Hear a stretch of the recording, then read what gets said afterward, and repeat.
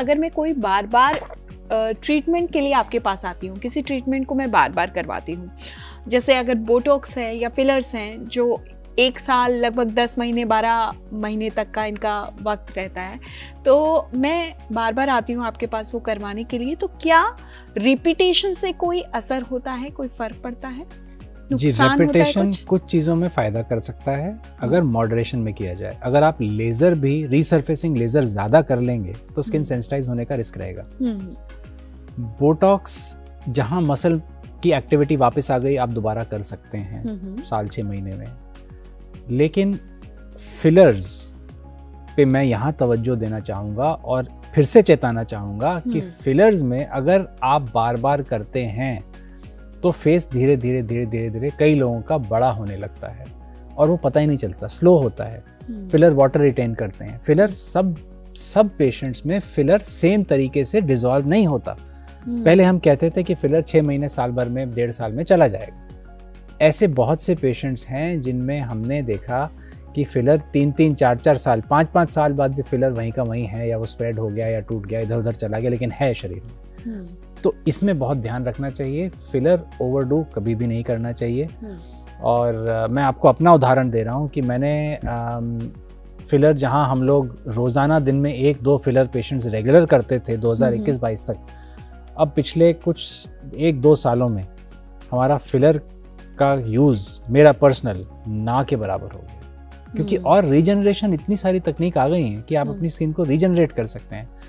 तो फिलर और botulinum toxin और उसके सिवाय और बहुत सारे विकल्प आ गए। तो जब आप रीजनरेट की बात करते हैं कि आप अपने स्किन को रीजनरेट कर सकते हैं, तो वो ट्रीटमेंट्स किस तरह के होते हैं और उनमें खर्चा कितना आता है और कौन वो करवा सकता है? जिसको भी लगता है कि स्किन डलनेस है, स्किन में फाइन लाइंस हैं, रिंकलिंग है, बेसिक होम केयर बहुत अच्छी काम करती है, रीसरफेसिंग ट्रीटमेंट्स हैं, लेजर्स हैं, पील्स हैं, वो सब रीजनरेट कर सकते हैं और काफ़ी साइंटिफिकली डॉक्यूमेंटेड हैं कि इनसे आपकी वाकई कोलेजन इंडक्शन बनती है, कितनी % बनती है, कितने % रिंकल कम होते हैं, कितना % चेंज पिगमेंटेशन में आता है। तो ये चीज़ें कोई भी करा सकता है। कॉस्ट आजकल बहुत ज़्यादा भी नहीं रह गया है, 12-15 हज़ार रुपये महीना से लेके ऊपर तो काफ़ी जा सकता है। अगर हाइपो वगैरह ट्रीटमेंट्स एक्सपेंसिव हैं तो कॉस्ट भी बहुत ज़्यादा प्रॉब्लम नहीं है। लेकिन मेरी सलाह हमेशा रहती है कि आप ये ज़रूर देखें कि मैं अंदरूनी तौर पे इंटरनली अपने शरीर को समझूं, तासीर को समझूं, मेरे ऐसे क्या चेंजेस हैं जिनसे एजिंग फास्ट हो रही है और उन पे काबू पाया जाए। मैं उस पर ज़रूर आऊँगी, लेकिन जब बात हम ट्रीटमेंट्स की कर रहे हैं तो मैं एक ट्रीटमेंट के बारे में आपसे स्पेशली जानना चाहूँगी जो मुझसे मेरी डॉक्टर भी कहती हैं।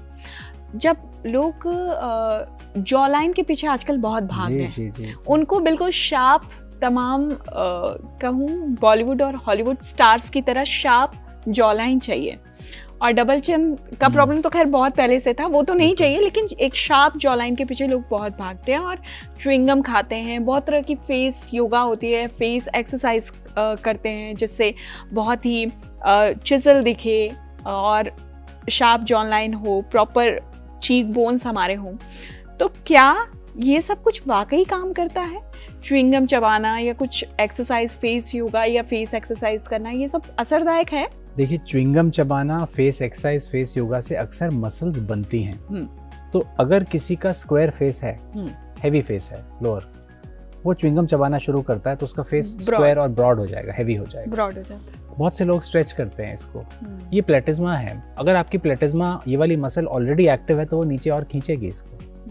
तो फेस योगा के लिए ये समझना ज़रूरी है कि कौन सी मसल्स मुझे ऊपर उठाने वाली हैं, कौन सी मेरे को नीचे गिराने वाली मसल्स हैं। तो वो जो एंटी ग्रेविटी मसल्स हैं उन पे काम किया जाए, उनको बढ़ावा दिया जाए, और जो नीचे गिराने वाली मसल्स हैं जैसे DAO मसल बोलते हैं जो हमारे को ड्रूप देती है, इसको रिलैक्स किया जाए। तो फेस योगा काम कर सकता है। लेकिन पर्सनली मैंने अपने एक्सपीरियंस में, अपने पेशेंट्स में, मैं खुद एक योगा इंस्ट्रक्टर हूँ, मैं खुद योगा और नेचुरोपैथी का कोर्स किया है। मैं पर्सनली सिर्फ फेस योगा पे डिपेंडेंट नहीं रहता हूँ। अगर आप साथ में ब्रेथ वर्क करते हैं तो ज़रूर रिंकल्स में, ख़ास तौर से भवों में जिनका ये बहुत रिलैक्स्ड नहीं रहता है एरिया, अगर आप ब्रेथ वर्क प्रैक्टिस करते हैं उसी से रिलैक्सेशन रिस्पॉन्स आ जाता है। मैंने पर्सनली बहुत ग्रेट रिस्पॉन्स फेस योगा का नहीं देखा है, लेकिन काम कर सकता है। अब हम आते हैं घरेलू नुस्खे पर। नेचुरल तरीके से लोग अपनी स्किन को बेहतर रखने की कोशिश करते हैं, साथ ही क्या ये नेचुरल तरीके और स्किन को बेहतर रखने के जो हमारे घरेलू उपाय हैं वो एजिंग को स्लो कर सकती हैं? बहुत सारे घरेलू उपाय हैं जो लगाने तक सीमित हैं, जैसे घी लगाया, कोकोनट ऑयल लगाया। तो अगर किसी की स्किन टाइप, इसमें आयुर्वेद का इस्तेमाल करेंगे। आयुर्वेदिक प्रकृति के हिसाब से अगर आपकी वात प्रकृति है तो आप घी, तिल का तेल लगा सकते हैं और वो फ़ायदा करेगा आपको। तो घरेलू नुस्खों में वो फ़ायदा करेगा। लेकिन अगर वही प्रकृति अगर हल्दी का पैक लगाने लगेगा तो वो इरिटेट हो जाएगा। तो वो समझना ज़रूरी है। किसी की स्किन टाइप अगर बहुत कोल्ड है, ठंडी है, वो अगर चंदन का पैक लगाएगा तो उसको भी प्रॉब्लम आएगी।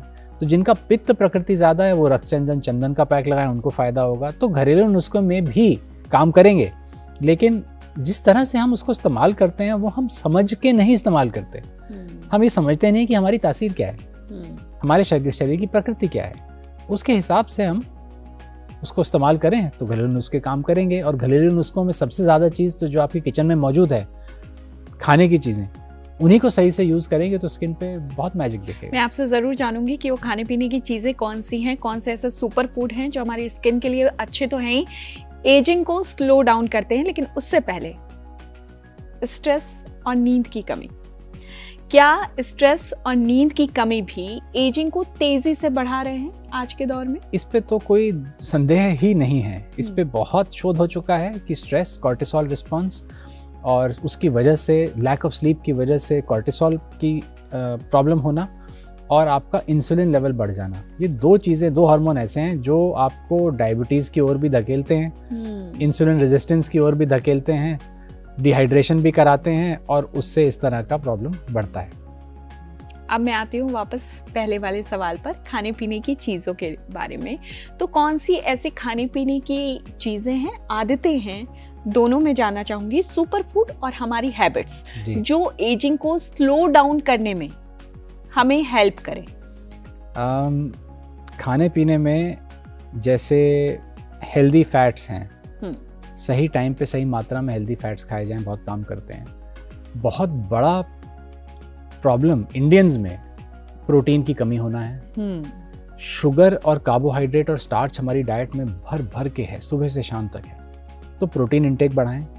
कुछ एक हर्ब्स में, खास तौर से जिनकी पित्त प्रकृति है या रेडनेस रहती है, सेंस ऑफ हीट रहता है, गर्मी रहती है या फैटी लिवर रहता है, उनके लिए मिंट, कोरिएंडर, हरा धनिया, पुदीना, आंवला, इस तरह के हर्ब्स अक्सर आराम से मौजूद होते हैं, सारे साल मिलते हैं। तो इस तरह की चीज़ें इंक्लूड करना। लेकिन ये भी मैं खुल के नहीं बता रहा हूँ, ये अपने आयुर्वेदिक या इंटीग्रेटिव डॉक्टर या स्किन फिजिशियन या स्किन स्पेशलिस्ट से या किसी एक्सपर्ट से पूछ के करें, या आप खुद की समझ बनाएं कि आपको आपकी शरीर की तासीर क्या है। और कौन सी आदतें हैं जो एजिंग को स्लो डाउन करेंगी? मैं 5 पॉइंट्स का प्रोग्राम बताता हूँ पेशेंट्स को। फीस्टिंग, फूड अपने शरीर के हिसाब से। फीस्टिंग, फास्टिंग मतलब कुछ हद तक खाली पेट रहना। Feasting, fasting, training, strength training. किसी ने कहा इंटरनेट पे, मैं सुन रहा था, ageing is a aggressive pursuit of comfort. आप बहुत ज़्यादा कंफर्टेबल रहेंगे तो बहुत जल्दी एज हो जाएंगे। तो थोड़ी स्ट्रेंथ ट्रेनिंग आवश्यक है। Fasting, feasting, strength training, sleeping, deep sleep और मेंटल रेस्ट। और अगर कहीं कुछ कमी पेशी है तो सप्लीमेंटिंग। तो ये 5 आदतें हैं या 5 पिलर्स कहिए, ये मेरा 5 पॉइंट्स का प्रोग्राम चलता है। और जिन सप्लीमेंट्स की आप बात कर रहे हैं, उन सप्लीमेंट्स में कौन कौन से विटामिन और मिनरल्स आते हैं? इन सप्लीमेंट्स में भी कस्टमाइज्ड आते हैं। जैसे इंडिया में एक बहुत कॉमन प्रॉब्लम है जो कि अभी तक ओवरलुक हुई हुई है, विटामिन डी, कैल्शियम, आयरन सबको पता है। लेकिन ओमेगा 3-6 रेशो हम लोगों ने पेशेंट्स का कराना शुरू किया। एक जांच आई तो पता चला कि हमारा ओमेगा 6 बहुत ज़्यादा है, ओमेगा 3 बहुत कम है। तो उससे हम लोग बार बार बीमार पड़ते हैं, इम्यूनिटी ख़राब रहती है, शरीर एक इन्फ्लेमेटरी तासीर में रहता है हमेशा। तो उसके लिए ओमेगा 3-6 रेशो ठीक की जाए तो फ़ायदा होगा। इसी तरह से किसी के लिए अगर हम अल्फा लिपोइक एसिड दे दें, जिनका वजन बढ़ा हुआ है, जिनको इंसुलिन रेजिस्टेंस है, उनको N-एसिटाइलसिस्टीन दी जा सकती है, ट्रांस रेसवेट्रॉल दिया जा सकता है। इस तरह के बहुत सारे सप्लीमेंट्स हैं, लेकिन शरीर के ऊपर जो समस्या है उसके हिसाब से।